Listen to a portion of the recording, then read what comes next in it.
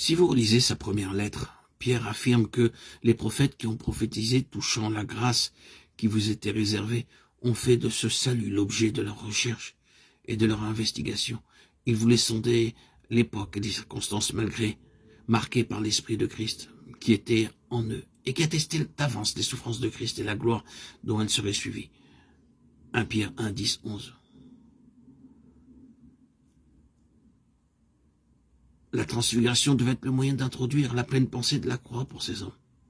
Ils réalisèrent que la croix n'était pas comme ils le pensaient alors. La fin de tout, la honte et l'échec, la réprobation et le déshonneur, conduisant au désespoir.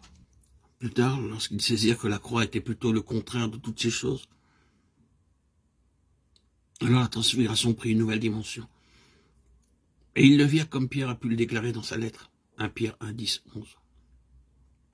Pierre est alors et désormais entré dans cela de la bonne manière.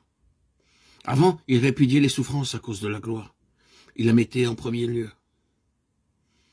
Les disciples aspiraient à la gloire, mais sans vouloir passer par les souffrances.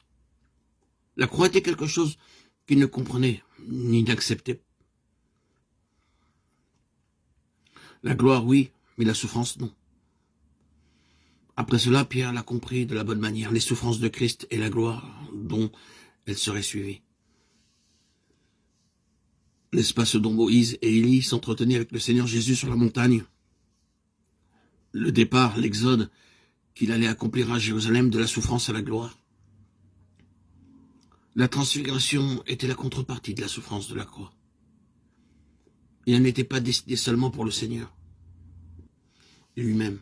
Elle était destinée aussi à ses leaders, parmi ses serviteurs, car il devait avoir des fondations saines, un terrain sur lequel le Saint-Esprit descendrait pour leur permettre de voir que non seulement la croix du calvaire, mais aussi toute son œuvre était éclairée par la gloire et avait la gloire pour finalité.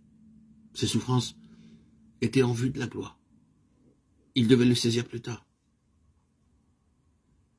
Vous et moi, nous avons besoin de ce message-là. Le message de la transfiguration à ce stade de développement est celui-ci.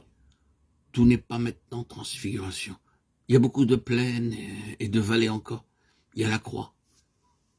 Remarquez que le Seigneur Jésus, en parlant de la croix, dit « Celui qui voudra sauver sa vie la perdra ». Cela doit être expérimenté. Et nous passons par cela. Mais c'est pour dire que tout cela, la croix, sa croix et l'œuvre de sa croix, dans l'expérience de ses propres serviteurs, c'est pour cette fin glorieuse. Ils seront glorifiés ensemble avec lui.